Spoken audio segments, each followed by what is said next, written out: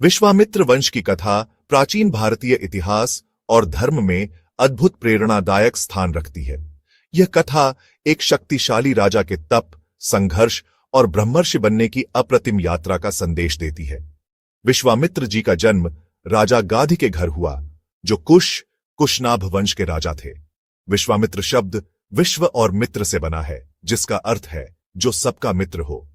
प्रारंभ में वे एक महान क्षत्रिय राजा कौशिक के नाम से प्रसिद्ध थे और अपने राज्य की सुख समृद्धि के लिए सतत प्रयासरत रहते थे। एक दिन राजा विश्वामित्र अपनी सेना सहित ऋषि वशिष्ठ के आश्रम पहुंचे। वशिष्ठ जी ने उनका और उनकी सेना का अद्भुत स्वागत किया। राजा ने आश्रम में मौजूद चमत्कारी नंदिनी गाय का रहस्य जाना, जिससे हर इच्छा पूर्ण हो जाती थी। राजा ने लोभवश उस गाय को पाने की कोशिश की, लेकिन वशिष्ठ ने देने से इनकार कर दिया।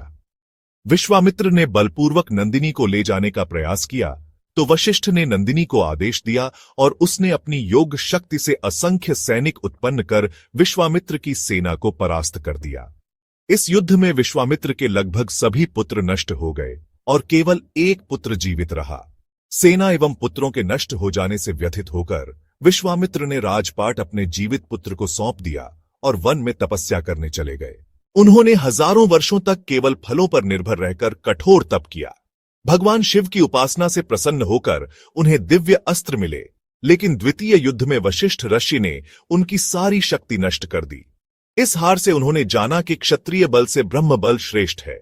यह एहसास उन्हें तपस्या की ओर ले गया। विश्वामित्र ने बार बार तप किया, कभी अन्न त्याग कर, कभी मौन व्रत रखकर अपनी अमानवीय शक्ति का परीक्षण किया। वे अनेक परीक्षाओं में सफल होते गए। वे मेनका अप्सरा के मोहपाश में भी फंसे, किंतु बाद में उसका त्याग कर पुनः कड़े तप में जुट गए।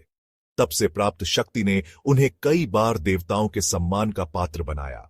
वे अपने वंश को गौरवान्वित करने के लिए ब्राह्मणत्व प्राप्त करना चाहते थे। उन्हें ब्रह्मा जी द्वारा राजर्षि की उपाधि मिली, लेकिन उन्होंने ब्रह्मर्षि बनने का संकल्प ले लिया। अनेक वर्षों के बाद उनकी तपस्या रंग लाई और वशिष्ठ ऋषि ने स्वयं उनकी श्रेष्ठता स्वीकार की। इस तरह विश्वामित्र एक क्षत्रिय से ब्रह्मर्षि बन गए। यह एक असाधारण उदाहरण है कि कठिन साधना, त्याग, बलिदान और समर्पण से कोई भी इन महान ऊंचाइयों तक पहुंच सकता है। विश्वामित्र का वंश भारतीय संस्कृति में ज्ञान, त्याग और साधना की मिसाल बन गया। उन्होंने गायत्री मंत्र की सिद्धि की, त्रिशंकु को सशरीर स्वर्ग भेजने का चमत्कार किया, नए तीर्थों की स्थापना की और राजा हरिश्चंद्र, मेनका अप्सरा जैसे पात्रों को धर्म की चरम परीक्षा में डाला। उनकी कथाएं आज भी सुनने सुनाने के लिए प्रेरणा और आध्यात्मिक शक्ति का स्रोत है। इस तरह विश्वामित्र वंश की कथा सिर्फ एक महापुरुष की गाथा नहीं, बल्कि साधना, संघर्ष और ब्रह्म ज्ञान की अद्वितीय प्रेरणा है, जो जीवन को नई दिशा देने का बल देती है। अगर आपको यह कथा पसंद आई हो तो लाइक करें, चैनल को सब्सक्राइब करें और अपनी पसंदीदा कहानी कमेंट में जरूर बताएं।